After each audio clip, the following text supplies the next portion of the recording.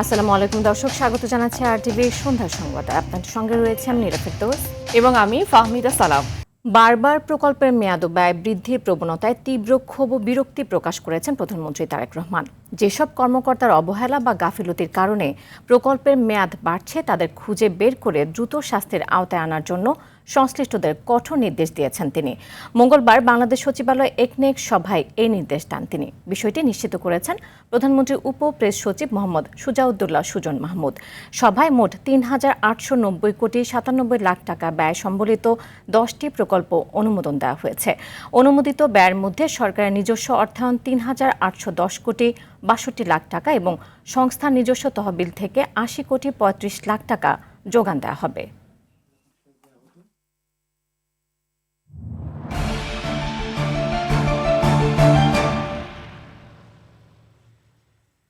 এবার বাজেট প্রসঙ্গ। নীতি ঠিক না থাকায় দেশের পুঁজিবাজারের প্রতি আগ্রহ হারাচ্ছে দেশি বিদেশি বড় কোম্পানিগুলো, আর বর্তমান বিনিয়োগকারীরা লাভের বদলে ব্যাপক ক্ষতির মুখে। এই অবস্থায় পুঁজিবাজারে বিনিয়োগ বাড়াতে এবারের বাজেটে কার্যকর পদক্ষেপ চান বিনিয়োগকারীরা।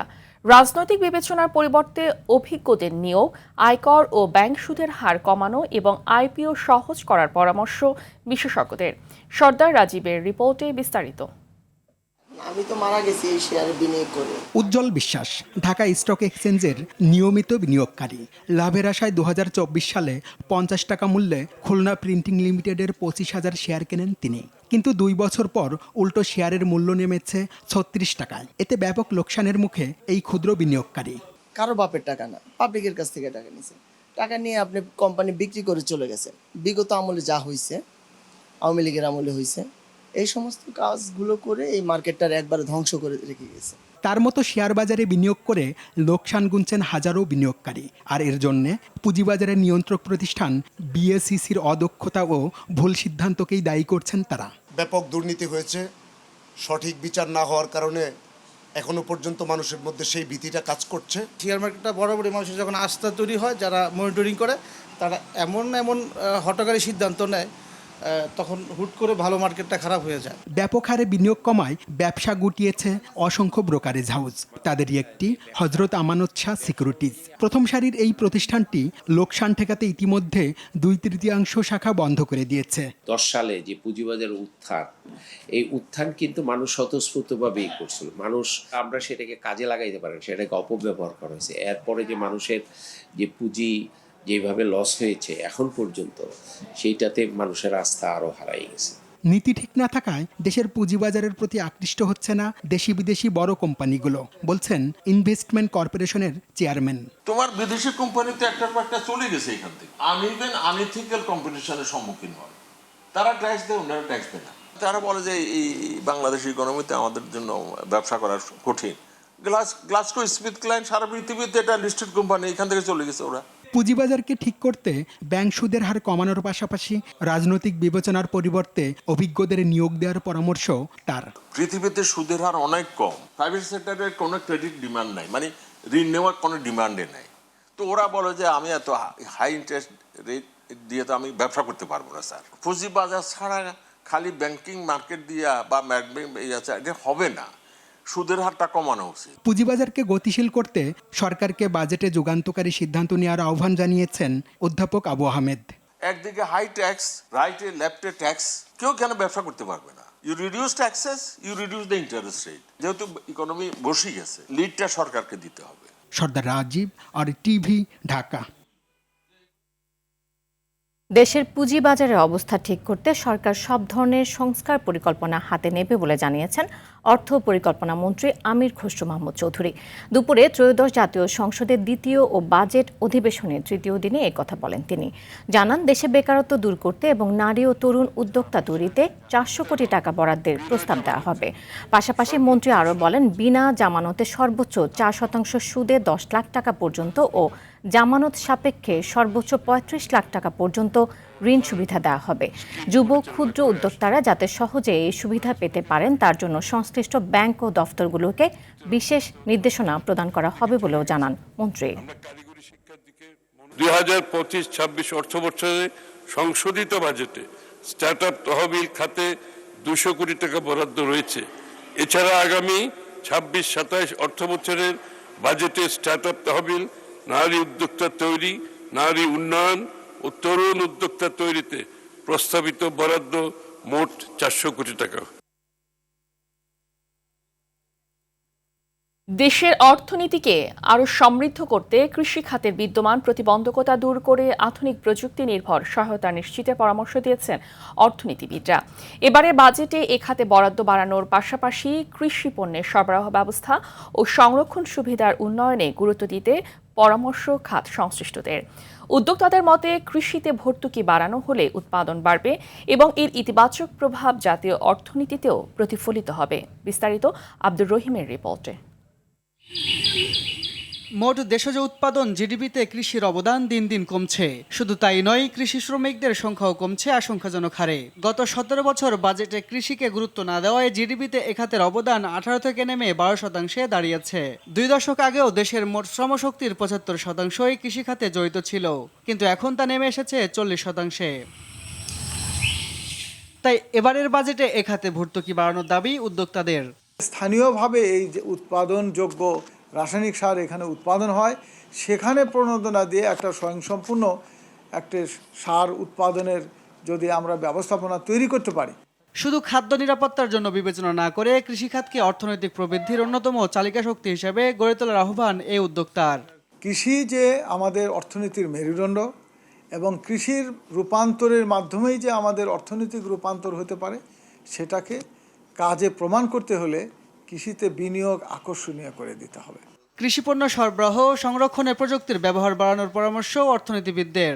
আমরা যদি উৎপাদন বাড়াতে চাই তাহলে কৃষিতে বিনিয়োগ বাড়াতে হবে এবং মোট যে বাজেট বরাদ্দ হয় তার প্রায় 10% কৃষি খাতে বরাদ্দ দিতে হবে এবং মোট কৃষি উৎপাদিত পণ্যের যে মূল্য, সেই মূল্যের 10% ভর্তুকি হিসেবে বিবেচনা করতে হবে এবং কৃষি যন্ত্রাংশের জন্য এখানে ভর্তুকি দিতে হবে এবং কৃষি যন্ত্রাংশের জন্য আমাদের দেশের অভ্যন্তরে কারখানা গড়ে তুলতে হবে।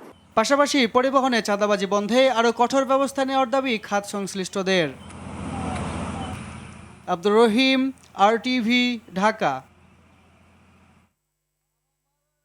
বাংলাদেশের ইতিহাসে গণভোটের রায় ব্যর্থ হওয়ার নজির নেই বলে জানিয়েছেন জামায়াত আমির ডাক্তার শফিকুর রহমান। জনগণের আকাঙ্ক্ষার ভিত্তিতে সরকার গঠিত হলেও তারা জনগণের প্রতি ন্যায় বিচার নিশ্চিত করতে পারেনি বলেও জানান তিনি।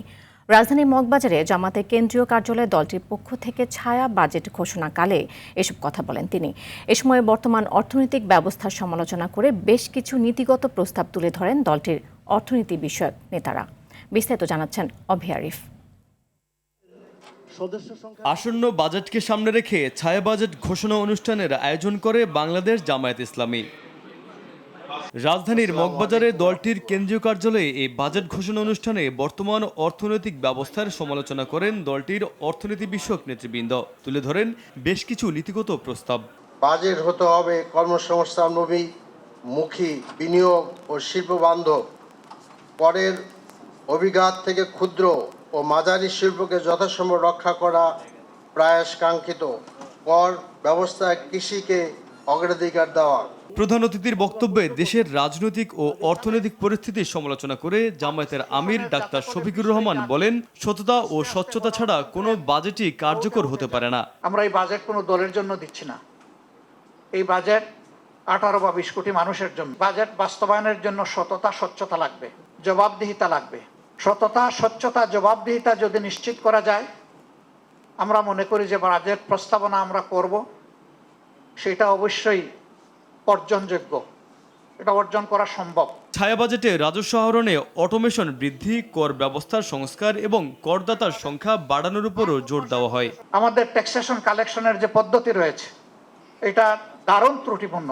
এখানে যদি সততা এবং স্বচ্ছতা মেনটেন করা যায়, অটোমেটিক্যালি ব্যবসায়ীরা বিপুল উৎসাহ নিয়ে আরো বেশি ট্যাক্স দিবেন জনগণ। এছাড়া বয়স্ক ভাতার পরিমাণ বর্তমান 750 টাকা থেকে বাড়িয়ে মাসিক 4500 টাকা করার প্রস্তাবও করা হয় ছায়া বাজেটে। একটি বাজেট প্রস্তাবনা আমাদের বিবেচনায় আমরা পেশ করতে যাচ্ছি। অভি আরিফ, RTV, ঢাকা। ভারত সরকার বাংলাদেশকে চাপে রাখতে পুশিন করছে না। পশ্চিমবঙ্গের অভ্যন্তরীণ রাজনৈতিক কারণে সীমান্তে পুশিনের চেষ্টা করছে বলে জানিয়েছেন প্রধানমন্ত্রীর তথ্য ও সম্প্রচার বিষয়ক উপদেষ্টা ডক্টর জাহেদুর রহমান। পুশিন বিষয়ে ভারতের সঙ্গে কথা হচ্ছে জানিয়ে ডক্টর জাহেদ বলেন, সম্পর্ক উন্নয়নে দুদেশ আগ্রহী। সচিবালয় সমসাময়িক বিষয় নিয়ে সংবাদ সম্মেলনে এসব কথা বলেন তিনি।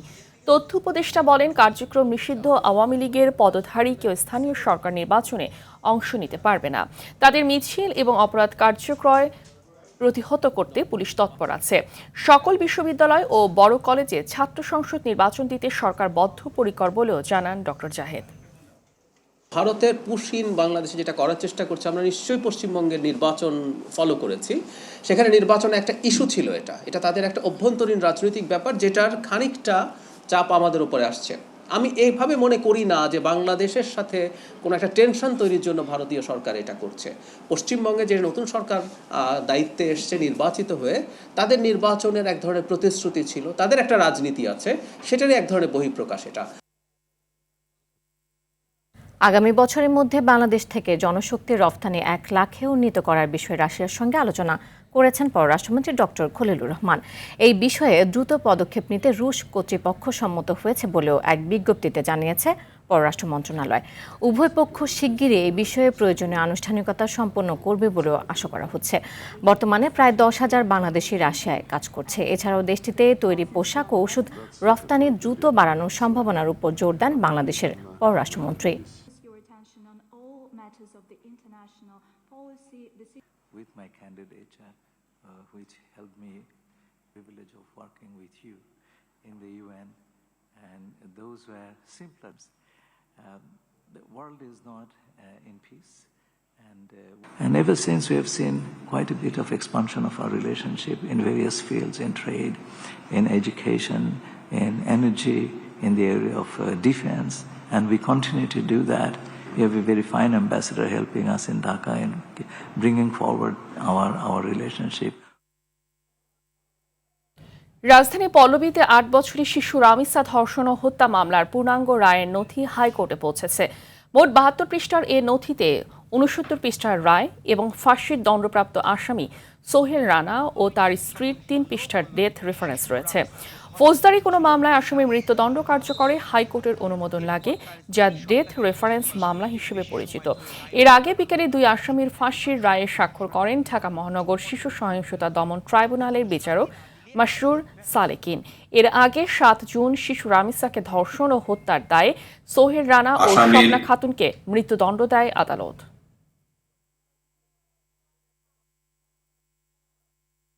আসামির ডেথ সেন্টেন্স ঘোষণার পর মামলার সকল রেকর্ড ডেথ রেফারেন্সের জন্য মহামান্য হাইকোর্ট বিভাগের ডেথ রেফারেন্স সেকশনে পাঠায়। চিফ জাস্টিস মহোদয়ের ঘোষণা অনুযায়ী যে বিশেষ বেঞ্চ গঠিত হয়েছে বা হবে আগামী সপ্তাহে, সেই বেঞ্চে যথাসময়ে অর্থাৎ পেপার বুক হয়ে গেলে মামলাটি কার্যতালিকায় আসবে এবং আসার পরে এই মামলার শুনানি কার্যক্রম শুরু হবে।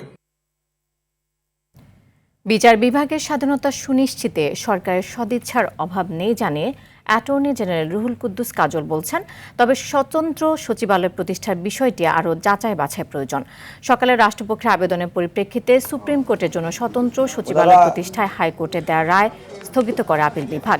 আগামী 16 জুন হবে উভয় পক্ষের শুনানি। এ বিষয়ে রাষ্ট্রের প্রধান আইন কর্মকর্তা আরও বলেন, স্বতন্ত্র সচিবালয় প্রতিষ্ঠা আইনটি সংসদে পাশ না হওয়ায় এই রায় বিচার বিভাগে প্রশাসনিক জটিলতা তৈরি করছে।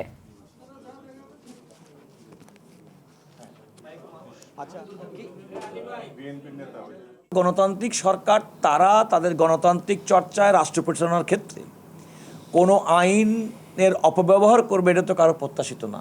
আমি মনে করি যে এটা রাষ্ট্র ব্যবস্থাটার দায়িত্ব পালন করে তাদের সদিচ্ছা উপর নির্ভর করে, এবং আমি মনে করি যে আমি তো বর্তমান সরকারের কোনো সদিচ্ছার অভাব দেখছি না, যারা বিচার বিভাগের স্বাধীনতা সুনিশ্চিত করবে না এমন কোনো কিছু দেখি না।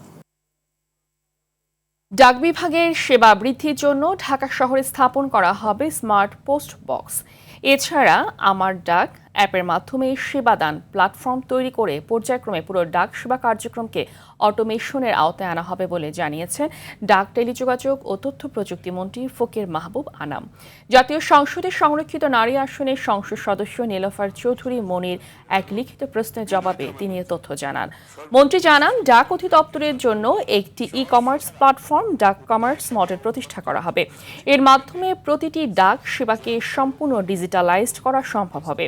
এদিকে আগামী 5 বছরে বাংলাদেশ কম্পিউটার কাউন্সিল BCC মাধ্যমে 1000 তরুণকে বিশেষ আইটি প্রশিক্ষণ দেওয়া হবে বলেও জানান মন্ত্রী। তথ্য প্রযুক্তি প্রশিক্ষণ কেন্দ্র ভবিষ্যতে স্কিলস ডেভেলপমেন্ট, ফ্রিল্যান্সিং প্রশিক্ষণ সহ ICT বিষয়ক বিভিন্ন প্রশিক্ষণ প্রদান করার কার্যক্রম গ্রহণ করা হবে। রাজধানীর মৌচাক এলাকায় স্বেচ্ছাসেবক দলের নেতা বিল্লাল হোসেন তালুকদারকে ছুরিকাঘাতে হত্যার ঘটনায় জড়িত অভিযোগে 2 জনকে গ্রেফতার করেছে পুলিশ। গ্রেফতার হওয়া আলামিন ও রিয়াজুল যুব দলের কর্মী ছিলেন। সোমবার রাতে ঢাকা ও মুন্সিগঞ্জে পৃথক অভিযান চালিয়ে তাদের গ্রেফতার করা হয়।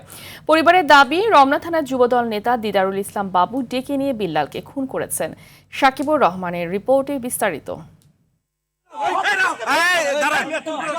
মৌচাকের আনারকলি মার্কেটের চাঁদাবাজি নিয়ন্ত্রণ নিতে স্বেচ্ছাসেবক দলের রমনা থানার সাবেক আহ্বায়ক বিল্লাল হোসেন তালুকদারের সঙ্গে বিরোধ চলছিল থানা যুব দলের আহ্বায়ক দিদারুল ইসলাম বাবুর।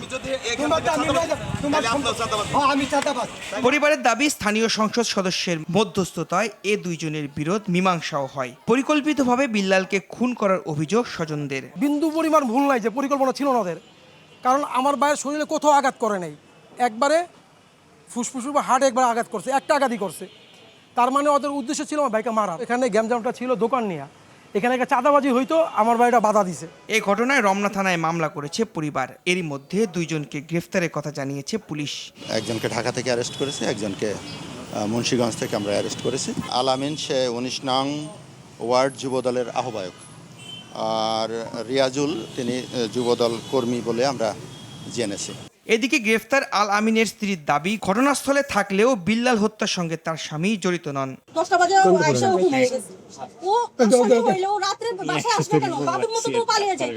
এ ঘটনায় ক্ষুব্ধ স্থানীয় বিএনপি নেতারা। আমাদের যেই জামিলাটুকু এখানে যে ফুটপাতের যে দোকানপাটগুলো নিয়ে মূলত এটা একতরফিয়াভাবে একটা সন্ত্রাসী চক্র এগুলো নিয়ন্ত্রণ করতে চায়। যারা দোকানদারি করতেছে পুরো মাসুদ যুবলীগের মাসুদের যে সিস্টেমটা ছিল সেই সিস্টেমটাই এখনো আছে, শুধু জাস্ট এখন নিয়ন্ত্রণটা চেঞ্জ হয়েছে। সোমবার রাতে মৌচাকের আনারকলি মার্কেটের সামনে খুন হন বিএনপি নেতা বিল্লাল। সাকিবুর রহমান, RTV, ঢাকা। মিরপুরে বৃদ্ধা নূরজাহান বেগমের মৃত্যুর ঘটনার মানবাধিকার লঙ্ঘিত হয়েছে কিনা তদন্তে জাতীয় মানবাধিকার কমিশনকে কেন নির্দেশ দেওয়া হবে না জানতে চেয়ে রুল দিয়েছেন হাইকোর্ট। সুপ্রিম কোর্টের এক আইনজীবীর রিট আবেদনের শুনানি শেষে এই আদেশ দেন আদালত। একই সাথে নূরজাহান বেগমের গলিত মরদেহ উদ্ধারের ঘটনা তদন্তে বিচার বিভাগীয় কমিটি কেন গঠন করা হবে না তাও জানতে চাওয়া হয়। এর আগে 3 জুন এই ঘটনার তদন্ত চেয়ে জনস্বার্থে রিটটি দায়ের করা হয়। গত 31 মে রাজধানীর মিরপুরে একটি বাসা থেকে নূরজাহান বেগমের পচা পোকায় ধরা মরদেহ উদ্ধার করে পুলিশ। উদ্ধারে অন্তত 7 থেকে 8 দিন আগে তিনি মারা গিয়েছিলেন বলে জানায় বাহিনীটি, যদিও তার 4 সন্তান সমাজে উচ্চ প্রতিষ্ঠিত। আইনগতভাবে বিচ্ছেদের আগে তামিমা সুলতানা তাম্মির সঙ্গে ক্রিকেটার নাসিরের বিয়ের ঘটনায় দায়ের করা মামলার রায় আগামীকাল। এক নারীর 2 স্বামী, ব্যভিচারের এমন অভিযোগে দেশে এটি প্রথম কোনো মামলা। বাদীর আইনজীবী ইশরাত হাসান বলেন, দেশের আইনে 2 স্বামী রাখার অপরাধে তামিমা এবং এতে সহযোগিতা করায় নাসিরও দণ্ডিত হবেন। AR বাদলের রিপোর্ট।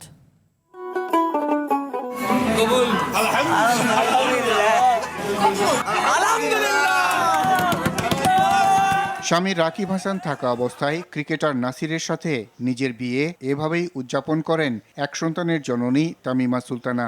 2021 সালে ধুমধাম করে নেচে গেয়ে এভাবেই রাকিব হাসানের বউকে বিয়ে করেন ক্রিকেটার নাসির। ব্যভিচারের মামলায় প্রথম সামনে আসে বিষয়টি। বাদীর আইনজীবী ইশরাত হাসান বলেন, তামিমা আদালতে দাবি করেন 2016 সালে তার স্বামী রাকিব হাসানকে তালাক দিয়েছেন, কিন্তু বাস্তবে তিনি 2016 সালের পরেও রাকিবের সাথে স্বামী স্ত্রী হিসেবে ছিলেন এবং হোটেল লা মেরিডিয়ান সহ বিভিন্ন স্থানে সময় কাটিয়েছেন।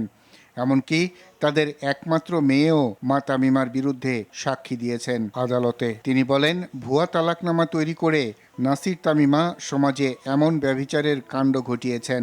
স্বামী থাকা অবস্থায় আরেকটি বিয়ে করেন, একই সাথে দুইজন হাজবেন্ড রাখেন, যেটা দণ্ডবিধির 494 ধারা অনুযায়ী একটি অপরাধ। তিনি বলেন, স্বামী রাকিব হাসান থাকা অবস্থায় তামিমা অনৈতিক অপরাধ করেছেন। কোনো তালাকের নোটিশই পাঠায় নাই, যেই নোটিশই পাঠায় নাই তাহলে সেই নোটিশটা আসলে অন্যরা পাবে কিভাবে? জেনে বুঝে ক্রিকেটার নাসির হোসেনও তামিমার সাথে একই অপরাধে যুক্ত, সুতরাং তিনিও ব্যভিচারের অপরাধে অপরাধী। তামিমা সুলতানা তার জেরায় বলেন যে নাসির হোসেন এই বিষয়গুলি সব জানতো, অর্থাৎ সব জেনে শুনেই তিনি রাকিব হাসানের বউ জানা সত্ত্বেও তাকে বিয়ে করেছে। মামলা করার কারণ জানান তামিমা সুলতানার স্বামী রাকিব হাসান। আমাকে তালাক না দিয়ে অন্যকে বিয়ে করার কারণে আমি মামলাটি দায়ের করি।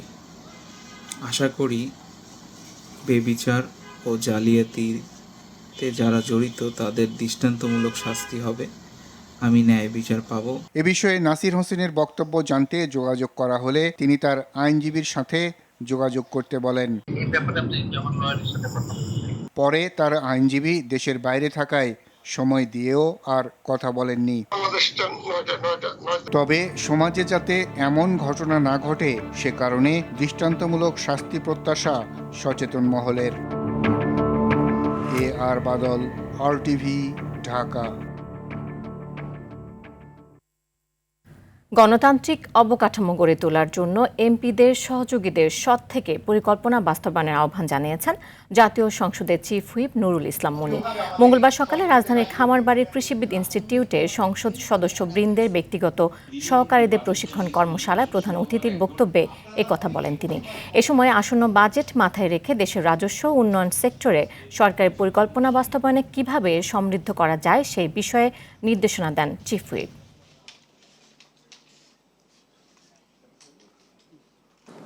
আমরা বিশ্বের দরজাটাই খুলতে পারিনি, আমরা খুলিনি। নানান প্রক্রিয়া আছে, আমরা চেষ্টা করছি। তারেক সাহেব যেটুকু জানেন, যতটুকু পারেন, তাকে যতটুকু মানুষের বুদ্ধি দেয়, সকল বুদ্ধিটা কাজে লাগিয়ে তিনি একটাই স্বপ্নতা, দেশের মানুষকে স্বাবলম্বী করা। এই যে চেষ্টা করেন, মানে তার বিভিন্ন প্রক্রিয়া দিয়ে চেষ্টা করেন। কাজে এই যে চেষ্টাটা, এই চেষ্টায় আপনার একজন সারথি হবেন, আপনাদের সহযোগী হবেন, সেই প্রত্যাশাই কিন্তু আজকের এই অনুষ্ঠান। বকেয়া পৌরকর বা হোল্ডিং ট্যাক্স 30 জুনের মধ্যে প্রদান করলে সারচার্জ মওকুফ করা হবে বলে জানিয়েছেন ঢাকা দক্ষিণ সিটি কর্পোরেশনের প্রশাসক আব্দুস সালাম। দুপুরে নগর ভবনে ডিএনসিসি নিজস্ব মালিকাধীন মার্কেট কমিটির সাথে বিদ্যুৎ সাশ্রয়, বর্জ্য ব্যবস্থাপনা সহ সার্বিক বিষয়ে মতবিনিময় সভায় তিনি কথা বলেন। এ সময় মার্কেট কমিটি দোকান রেজিস্ট্রেশন, টয়লেট, হকার, বাজার দখল সহ নানা সমস্যার কথা তুলে ধরেন। পাশাপাশি সন্ধ্যা 7টার মধ্যে মার্কেট বন্ধে সরকারের যে নির্দেশনা তা বাড়িয়ে রাত 9টা পর্যন্ত করার দাবি করেন মার্কেট কমিটির নেতৃবৃন্দ। প্রশাসক তাদের কথা শুনে সমস্যা সমাধানের আশ্বাস দেন। টয়লেটের ব্যাপারে পরিষ্কার এটা বলে দিলাম, যে পর্যন্ত তাদের যে টয়লেটগুলো দেওয়া হয়েছে তাদের সময়সীমা শেষ হয়ে যাওয়ার পরে আমরা মার্কেটগুলোকেই টয়লেট দেব, অন্য বাইরের লোককে আমরা দেব না। আর বিদ্যুতের সময়ের ব্যাপারে আপনারা বলেছেন সরকার 7টা পর্যন্ত বেঁধে দিয়েছে, আপনারা 2 ঘন্টা বাড়াইতে বলছেন। এটা আমি বিদ্যুৎ মন্ত্রীর সাথে কথা বলবো, বিদ্যুৎ মন্ত্রণালয় থেকে এটা সিদ্ধান্তের আগ পর্যন্ত আপনাদের কাছে অনুরোধ করব সরকারি সিদ্ধান্তটা মেনে চলার জন্য। আবাসন খাতকে গতিশীল করতে এবং মধ্যবিত্তের নাগালের মধ্যে আনতে আসন্ন বাজেটে নিবন্ধন ব্যয় কমানো সহ বিশেষ প্রণোদনা ও নীতিগত সহায়তা দাবি জানিয়েছে real estate and housing association of Bangladesh rehab. সংগঠনটি বলছে 10% কম সুদে সহজ শর্তে গৃহঋণ চালু হলে মধ্যবিত্ত, নিম্ন মধ্যবিত্ত মানুষের স্বপ্ন পূরণ সহজ হবে এবং অর্থনীতিও উপকৃত হবে। পাশাপাশি রাজধানীর উপর চাপ কমাতে উপশহরগুলোতে পরিকল্পিত আবাসন গড়ে তুলতে স্বল্প সুদের হাউজিং ঋণ সুবিধা বাড়ানো প্রয়োজন। এছাড়া অর্থ পাচার রোধে আবাসন খাতে কালো টাকাও বিনিয়োগের সুযোগ দেওয়ার দাবি জানান রিহ্যাবের senior vice president Abdur Razzak. আমাদেরকে আপনার লোন দেওয়ার দরকার নাই। যারা আমার কাছ থেকে 1 কোটি টাকা দিয়ে একটা ফ্ল্যাট কিনেছেন, কোনো রকম কষ্ট করে 50 লাখ 60 লাখ টাকা আমাকে পরিশোধ করেছেন, বাকি 40 লক্ষ টাকা ব্যাংক থেকে ঋণ নিতে হবে। সেখানে আমরা সিঙ্গেল ডিজিট অর্থাৎ 9% সুদ দাবি চেয়েছি। দ্বিতীয়ত অন্যান্য সংগঠনগুলোকে আপনারা প্রণোদনা দিচ্ছেন, আমাদের রিহ্যাবের যে সমস্ত সম্মানিত সদস্য রয়েছেন যারা প্রজেক্ট করে ট্রাকচার করে অর্থের কারণে ঝুলে গেছে, বিল্ডিংটা হ্যান্ডওভার করতে পারছেন না, সেখানে কিছু প্রণোদনা দেন, ব্যবসায়ীদেরকে সহযোগিতা করুন। কর্মসংস্থান এই ব্যবসারাই কিন্তু বাড়াচ্ছে। দর্শক, সন্ধ্যা সংবাদ এ পর্যন্তই। রাতের সংবাদ 11:15টায় দেখার আমন্ত্রণ রইল। ধন্যবাদ সবাইকে।